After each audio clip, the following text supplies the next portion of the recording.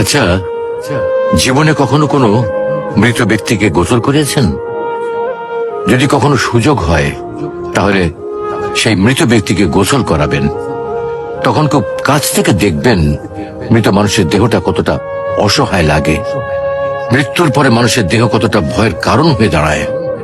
সুযোগ পেলে রাতে লাশটা পাহারা দেবেন, তখন বুঝতে পারবেন প্রিয় মানুষটার লাশ রাতের বেলায় আপনার কাছে কতটা অদ্ভুত লাগে, কতটা ভয়ের কারণ হয়ে ওঠে, কতটা আতঙ্কের কারণ হয়ে যায়।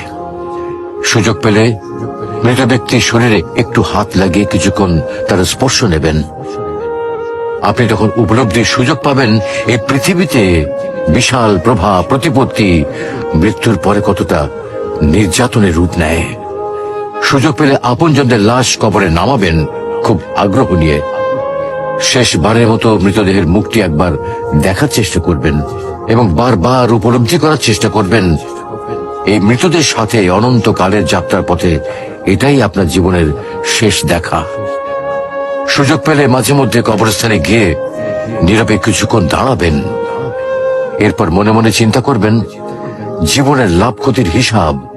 এই মৃত মানুষগুলো এই পৃথিবীতে কি করে গেছেন, কাদের রেখে গেছেন। যাদের রেখে গেছেন তারা কি কখনো এই মৃত মানুষগুলোকে স্মরণ করার জন্য কবরস্থানের আশেপাশে একটি বারের জনকে দেখতে আসে? আমাদের জীবনটা বড় অদ্ভুত, বৈচিত্র্যময়।